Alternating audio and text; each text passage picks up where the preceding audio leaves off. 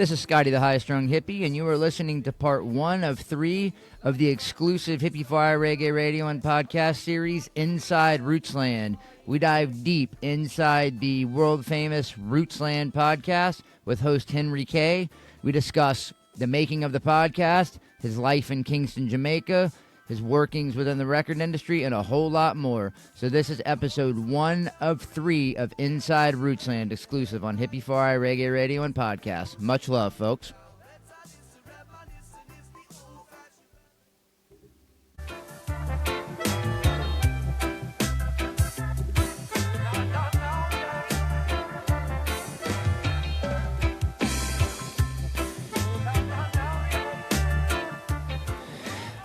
A reggae podcast isn't just a show. It's a reasoning circle where history, resistance, and vibration meet. And this is a quote from yours truly. And this quote addresses one of the main reasons I created Hippie-Fari, the beautiful, life-changing message of reggae music. It was created for social change, and its message is as strong today as it was in the 60s when the first reggae records were released in Jamaica. So welcome to another episode of Hippie-Fari Reggae Radio and Podcast, recorded live in the Omen Honey Reggae Radio and Media Studios in the beautiful Ocala National Forest here in sunny and cold Florida.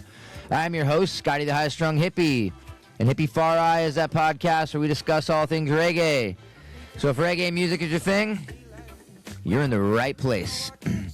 So before playlists, before algorithms, before genres were blended, branded, and exported, reggae was something you had to earn access to. Today's guest didn't discover reggae through streaming platforms or festival culture. He discovered it through work, mentorship, and presence. Interning inside the machinery that helped shape modern reggae history while still in college, and then stepping fully into the culture in Kingston, Jamaica before he even graduated. This is someone who didn't just study reggae, he lived it, worked alongside it, recorded it, and carried it forward. From time spent inside legendary institutions to producing music in Jamaica with some of the most foundational voices in reggae history, to later bridging reggae with American counterculture through collaborative projects honoring the Grateful Dead, his journey spans roots, studio, stage, and archive. So today, through his podcast, he's focused on something urgent: preserving authentic Jamaican reggae in an era of California roots, Afrobeat, reggaeton, and now even AI-generated sound. So without rejecting evolution, but with letting history be erased. Now, this is a conversation that's about origins, authenticity, cultural responsibility, and what it means to protect roots without freezing them in time. And I love that part so much. Can't wait to get into that. Ladies and gentlemen, please do me a huge favor and welcome Henry K., the host of RootsLand, to the show. Henry, what's going on, my brother? What is going on, Scotty? Thank you very much for that wonderful introduction, and I'm honored to be here. Honored to support independent podcasting, because we know what a tough journey it is to stick to the schedule and the routine and get it out there and build the audience. So full support of what you're doing here. Thank you so much, man. I truly appreciate that. And it's that's something that you've done very well. I mean, I was listening to one of the RootsLand podcasts today, and at the end you said, we might not. I forgot the exact words you used, but you're like, we might not be like the best, the biggest hitter on the baseball team, but you're like, we're knocking them out of the park and we're getting it done. And that's definitely something that RootsLand does. I mean, you're the number one music history podcast, I believe, is it on all platforms, at least on Spotify? Well, it was the iTunes music history charts. Not in the U.S. We were top 10. You're hearing me clear, correct? That's insane. Yeah, yes. We were top 10 in the U.S., but we were number one in Jamaica, in Trinidad, in quite a few countries in Europe, and one or two in Africa. So we're consistently at least the top 100 in at least a dozen different countries. So I love the reach of our show. We've been streamed 150 plus countries so far. So that's exciting because, reggae has an amazing reach, a universal reach. So I guess our show reaches wherever the nooks and crannies where reggae is these days, which is everywhere. Yeah, Yeah, amen. It's amazing, to be, to do my this podcast. I've had, just even, here in the 50 states, you have bands from Arizona, you know what I mean, and Nevada and Alaska, places where people think, people associate reggae with, like tropical weather, but no, it's extremely far-reaching, and places that you wouldn't expect it to be is where it's most prevalent. It's amazing. So, absolutely, man. Thank you so much for taking the time out to come on the show. I'm extremely stoked to have you on because you do something that no other reggae podcast in the world does. And I cannot wait to get into that, man. I'm so excited. So could you just kind of take us back to your first real entry point into reggae music before it became your life's work? Sure. My entry point, which I do talk about in the show because it's part of my personal history is kind of interweaved into the show. So my entry point was as a teenager, tween, 12, 13, 14-year-old, going to the Yes. Virgin Islands with my parents on vacation. And basically would spend the nights going down to the bar restaurant with all the adults. The kids would hang out, and there would be a reggae band. Of course, we didn't know what reggae was. We just saw this was a local band playing. And during the time period, I was a young kid. There was a girl who was also staying at the same resort. She was from Long Island, and had my first teenage crush on her. And the band every night would play this. The band would play this song that would just connect everything for me. It was a love song. It was, tropical. It was the music. It was the breeze. It was the smell of the barbecue. It was everything going on. And I just loved that song. And every night I would request it from the band. And they would know, here comes that little kid who's going to come request the same song. They'd wait for me to do it. And then one day I was at the public beach. My father took us out of the resort to the public beach. It was called Cokie Beach in St. Thomas. And this is where the locals went to beach. So it had a completely different vibe than the resort beach, which was all, kind of stush and uptown. And then all of a sudden we went to the local beach. It was a holiday during Christmas, so it was crowded. There was barely any room. There was music playing from every angle and kids playing. And I, my father gave me some money to go get a drink, a strawberry daiquiri, virgin strawberry daiquiri. And as I'm walking to the bar, I hear that song, and all of a sudden it didn't equate to me that this band was playing a cover version, but that's what they were doing. Right. And there was a Rasta with a little boombox, and I said, "What's the name of that song? I recognize it." He said, "This is Steel Pulse. The song is called Your House." And Beautiful. I said, "Wow." And he said, "I'll sell you the tape. It's on right now. It was on a cassette. It was a mixtape." And I said, "Sure." So I took my strawberry daiquiri money, $5, and I gave him it. And I got that mixtape, and that kind of became the soundtrack of my childhood. I brought that home. Not only would that song "Your House," be Great track, always remind me of this girl Debbie, but it would also be a situation where I would be introduced to Peter Tosh and Bob Marley and Culture and just various reggae bands on this. Although I didn't know who any of them were, I just loved this music, and I loved the spiritual connection. I loved the biblical imagery and the positiveness. So just as a young person, that was my entry point, and it just made this permanent impression on me. And then it just became part. Like I said, as I grew up, reggae, Grateful Dead, rock and roll. That was what I grew up listening to. That was the soundtrack of my life. So it was part of me growing up as a teenager. That's absolutely fantastic, man. So let's kind of fast forward a little bit. I want to talk about Roz Records for a little bit. How did Roz Records kind of shape your understanding of the industry side of reggae music? So, basically, there I was. I'm in college. I'm a justice major, law, politics, right, criminal justice. But this is the time during the Iran-Contra years, and yes, it was all these political hearings were going in place in Washington, and they were getting played on public radio, and they were getting played on TV. And I was working summers and part-time as a courier while I was going to college in D.C. So I was listening to them all, and every day I was thinking to myself, is this really what I want to do with my life? Because you're hearing politicians, just like nothing's changed. People on both sides of the aisle, they're, everybody wants at that point the sound bite to get on evening news, but now it's the viral moment. Everybody is concerned with their own careers and, it seems to be putting themselves before everything else. And I was just kind of disillusioned with politics and thinking about what I wanted to do. And I walk into a Sure. record store, Tower Records at the time. The younger listeners will not understand. Tower Records and CDs, yes. So this was up until midnight, and I was in Washington, D.C., and I just loved the city. I would drive around the monuments and late night end up at Tower and just peruse the aisles. There was always a local music section with local bands and artists. And I pick up a CD, I believe it was Peter Broggs, a reggae artist, and I turned the back and it said, produced by Dr. Dread at Roz Records, Washington, D.C. And I think to myself, wow, there's a guy named Dr. Dread producing records near here? I got to be part of it somehow. So, yes.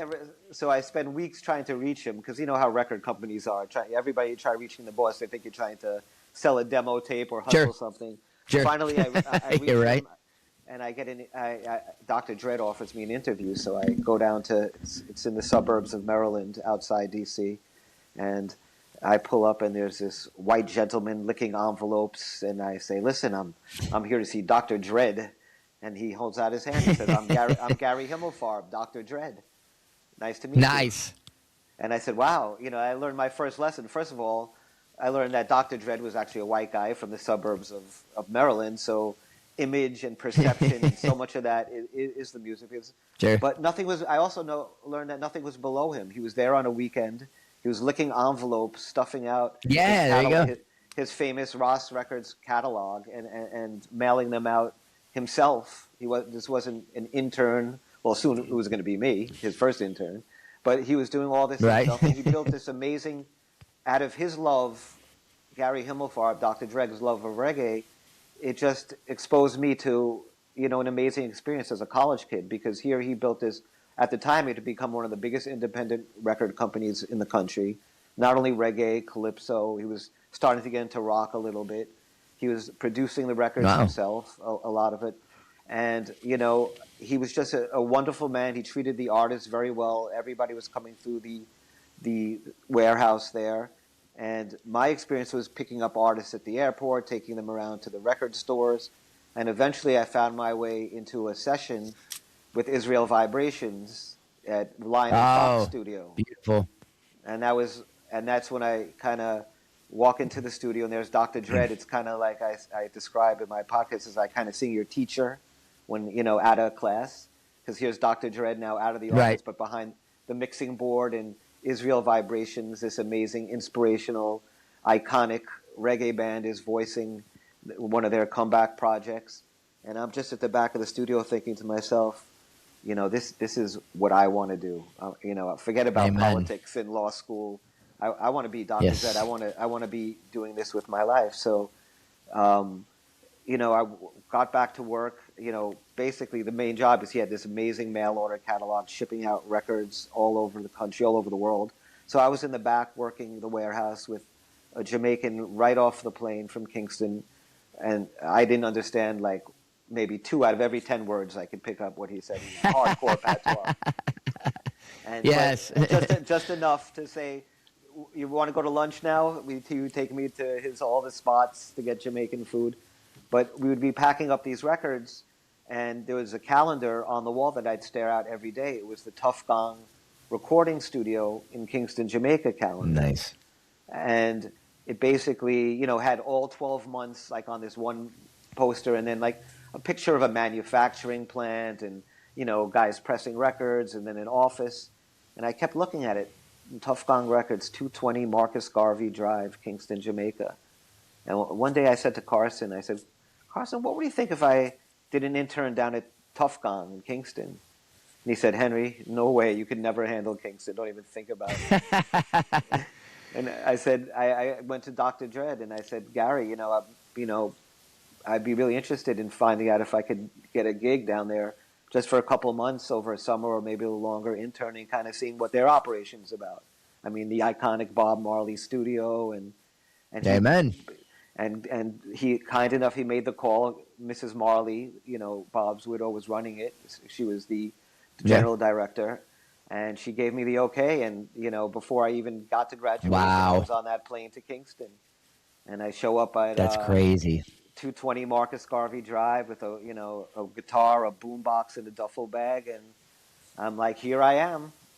Where do I sign up? That is absolute insanity, man. And you know what? That's so funny. I mean, because kind of on a smaller scale, people ask me, how do you get the podcast guests? I'm like, I ask. I ask them, kind of like the same, you did. I mean, that's what you wanted, and a call was made, you asked, and you got it. That's incredible, man. That's beautiful, man. That's absolutely incredible. So, what did that experience teach? Just yeah. pause for a second. I just want to say something about internships. I mean, and when I called up Dr. Dred Gary, I mean, I wasn't expecting to get paid. So just about anybody will take free help. So if you really want to do something in life, like you just said, Scotty, I mean, that is the point. Call up and ask. No one's going to turn down. You want to work in a studio as an intern? You want to work for a radio station? Everybody's looking for free help. Go for a month or two, and see if you like. I mean, this is an investment. You're going to make a couple of months for the rest of your life. Sure. So that's certainly, 100%. You're exactly right, man. That's amazing. But like you said, all it takes is that one phone call. I guess there were probably a ton of people sitting back going, man, how could I do this? How could I do this? And you're like, I just had a call made. Got it. So that's poetry in motion right there, my friend. So through that whole experience, what did that teach you that, listeners and people like me will often never see? Well, so the first day I show up at work, I mean, it's an amazing story. So I show up at Kingston, literally Tuff Gong, right from the airport to the studio, and the gentleman who is the creative director at the time, is a man named Keith Anderson, and I'll get to that in a second. But Sure. Evidently, I learned that he doesn't show up, when everybody else shows up. He shows up a little later in the afternoon, Jamaican time. So I was there at lunchtime. I got on the first flight out of Miami, and I was there, or New York. I was there at lunchtime. So there's another gentleman sitting next to me who's also waiting to see Keith Anderson, the director, and he's got a saxophone on his lap with a Bob Marley sticker on it. And I look over at him and I say, "You're a musician?" He said, "Yes." He says his name's Deadly Headley Bennett, who's one of the members of the Studio One, Cox and Dodds Studio One band, the Revolutionaries, a dozen of Jamaica's greatest foundation bands.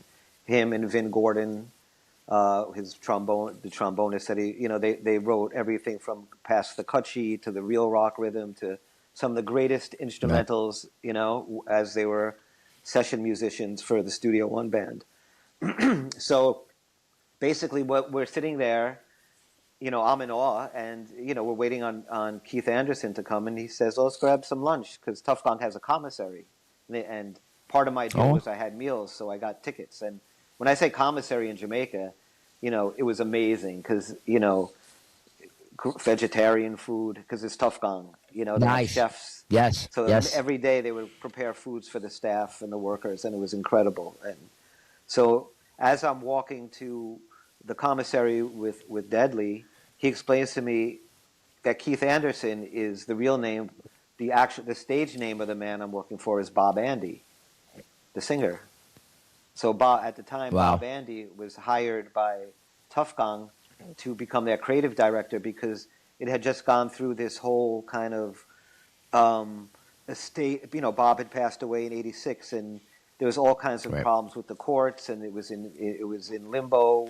The Jamaican Supreme Court had stepped in. So Mrs. Marley, when she was made creative director, she brought in Bob Andy, who was one of the greatest songwriters and singers in Jamaican history, to kind of become the creative director, to be the A&R guy, to kind of establish Tuff Gong as more than just Bob Marley's label, but as an international record label. They wanted to sign new artists. Beautiful. They were looking to boost what they already had in their catalog. So they had brought him in. And so later that afternoon, of course, Bob Andy comes in, and, from that moment on, it was life-changing because here I was now shadowing for the next 3 or 4 months one of the most respected, iconic singers, songwriters in Jamaican culture. And not only was he an amazing singer and songwriter, but the man was a historian, and the man was, a musicologist and cultured in ways you can't imagine. Just read of every kind of literature, and he was a Rastafarian as well at the time. He wasn't when he was younger, but he became a Rastafarian. So he was very principled and disciplined and knowledgeable in Rastafari knowledge, and he wasn't the kind of person that would just sit down and give you lessons and say Henry this, Henry that. He called me by my last name, Cario, Cario this, Cario that. Right. He was the kind of person that you just have to observe, because the way he lived his life, you would get the lessons from. He was dealing with new artists. They were coming in, young kids from the ghetto, just having dreams of being singers, and him explaining the realities of the music business. Remember, this was a man who had basically was a writer for also Studio One for Cox and Dodd in his early days, written some of the biggest tunes in Jamaican history, but at the time didn't get publishing rights, didn't get his writing royalties, and was fighting them in courts. So he had been through the ringer as an artist. He had signed away his life not knowing what he was doing at the time. This was an orphan who came out of an orphanage, and basically started fiddling with a piano that never even finished school. So a lot of these early reggae artists didn't realize that you're getting a meal for the day or you're getting a salary for the week, but what you're giving away is a composition that would have a lifetime of income and royalties, and they had no idea what they were getting into. So basically, for those few months, tagging him around Kingston, going into either that first or second day, we were down in Waterhouse, and he was auditioning a young band called the Bibles, which was kind of like a 3-part harmony group.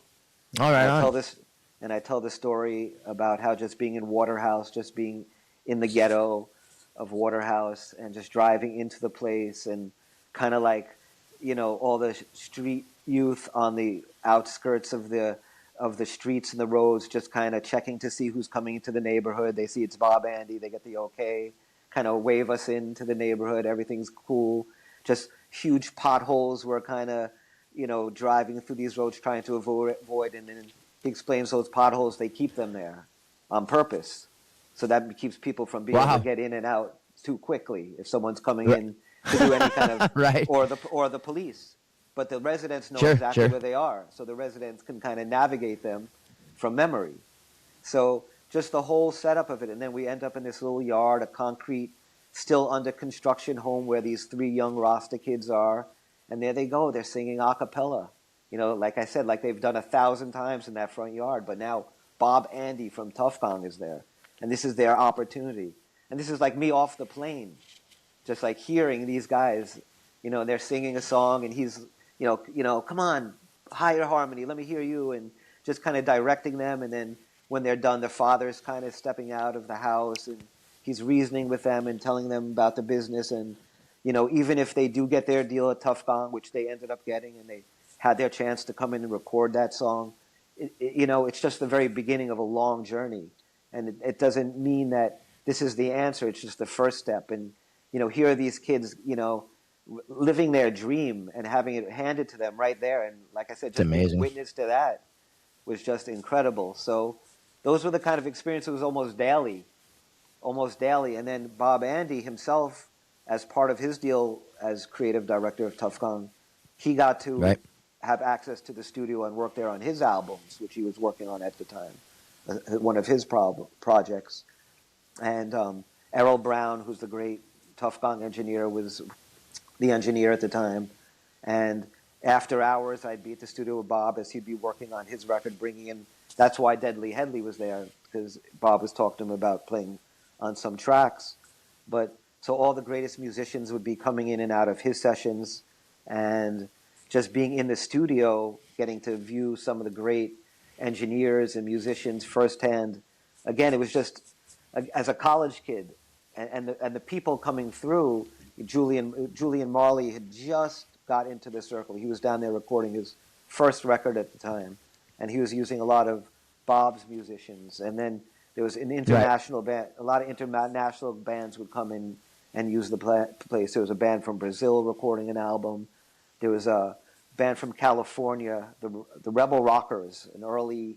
This is pre-Cali right on. Roots. Great name. This is even pre-Cali Roots, because we're talking 86, 87. That's what I was going to say. This is like Cali Roots. Yeah, give credit to them. Anybody who's listening who knows the Rebel Rockers from way back, but so I mean, it was just a potpourri of all kinds of musical. Grace Jones ends up passing through one session. She got kicked off a flight in Kingston and was stuck at the airport, so ended up at Tuff Gong. So it was just an amazing experience being in Kingston, the ambiance of the place, and normally and subsequent years or decades, it got a lot more dangerous. As life everywhere feels like it's gotten a little less personal, and places have gotten a little more dangerous. But especially when you're rolling around with an icon or a legend, and the way that artists and athletes are respected in Kingston or in Jamaica in general. Every ghetto youth, sees an artist or an athlete and says that's what I want to be. That's their aspiration. That's what they want to become. So it's a situation when you're with someone who's, held in that esteem, and you see the look in these ghetto kids' eyes when they're looking at, staring at, they can't even speak sometimes. They're like, wow, how do I become like you? What's the path? So you feel like when you're in a situation like that, you don't feel like you're in danger. You feel like you're protected. Right. And it's always been like that. Yes. I felt, being around musicians and being part of the music fraternity in Kingston, and eventually when I ended up moving down there and living down there, which we'll get to. But it was always a situation where I felt part of the music fraternity. Anybody, once I was known down there, but even before I was known, when people would find out that's what I did, everything the demeanor would change immediately. That's amazing, man. That's absolutely incredible, and I love this interview because if anybody's listening to your podcast, it's like you. I love how you're telling a story. It's a beautiful thing. You almost feel like you're there, man. So, what did Kingston, or being physically in Kingston, teach you that could not have been learned anywhere else? Well, I think one of the lessons, again, a lot of what I'm telling you, Scotty, is in the show here. So if people are enjoying this is kind of the flow and the cadence of how I tell the stories. But I do remember one time, eventually I do move to Jamaica with a friend of mine. We rent a house up in Kingston, up in the hills in Armour Heights, an area up in the suburbs. And by the early 90s, I start getting into production. And then one of the early artists I worked with was the late, great Eddie Fitzroy, who was an amazing gentleman and amazing singer. And I tell a story. We were in a studio one night, and eventually things do turn. And it gets so violent in Jamaica that the studios and musicians aren't as safe as they used to be. And in fact, there's a point where they become, the studios, some of the big studios become kind of targets. Because first of all, you have musicians coming in and out with nice cars, and they usually have money. They may have just got paid to do a session. So gangsters kind of catch on to this all of a sudden. Not the real old school, but the new kids who don't understand, the etiquette, or the street code. So one or two studios are robbed. And I did a lot of my work throughout the 90s at Gussie Clark's studio, Anchor Music, the famous Gussie Clark. And Gussie Clark's place, that studio, was kind of on the path where so what happens was the government sets up a special patrol of soldiers to patrol the studios late at night, just to word on the street. So word on the street is that there's more security. They beef it up a little bit. And the studio I was working at, and usually, the late night sessions were the cheap sessions. So I'd be working like 11 to 7 or midnight to 4, whatever it would be. I'd work in the all night sessions. That's traditional. And ours. So there was people recording 24 hours around the clock, nonstop. Kingston? Oh, absolutely. Yeah. As you're Wow, as that's you're crazy. coming out, That's as awesome. you're heading out, people are coming in, and it's usually safer to wait till Wow, daylight. that's amazing. But anyway, so Sure. Gussie's place was the last stop where the soldiers would go before heading back for the night. So they'd come into the studio, come out of their Jeep, and there's a picture in one of the podcast covers, but come in with M16s, full gear into the studio. They Wow. bring a couple of Heinekens in with them because this was the end of the night, and they just enjoy the Yeah. session. In the world of Yes. dancehall, Kingston dancehall, the '90s, we were doing roots reggae, and the police loved the roots, so they'd come in, and they would They would come in at the end of the night, and at the end of the night, they'd say to me, Henry, do you want us to follow you home? Make sure you get home tonight. Follow me in the Wow. Jeep with their. And one of the lessons I learned in Kingston is I would say no, thank you, because Oh, really? I felt safer in Kingston driving alone home in my little orange Russian Sure. van with the windows open, drawing very little attention to myself, as opposed to driving Right. home one night with a Jeep full of guys Yeah. decked out in machine guns. Right. Because what's going to happen the next time? Yes. They're going to see me, and they're going to say, "Well, why Exact- does this guy have a?" So what you learn Right. early Yep. on in Kingston is you blend in. You blend in. Sure. You learn. You mind your own business. You stay out of trouble. You keep your head down. You Sure. do your work. And in a world where producers and artists and everybody is looking for attention, everybody wants to be, in the spotlight. Yep. Eventually I decided, and it's a good philosophy, if you're producing records that are good, they shouldn't know your name anyway. They should know the name of the artists or the name of the albums. You should kind of Right. blend Amen. in there into the background. And that is one of the lessons I learned from living in Kingston. Sometimes it's better to blend in to the tapestry of a place, become part of, the whole community, and don't really stand out. Just, keep your head down and do your work and stay focused. And that's That's right, really man. Yeah. that's how you survive and stay out of trouble in a place like that.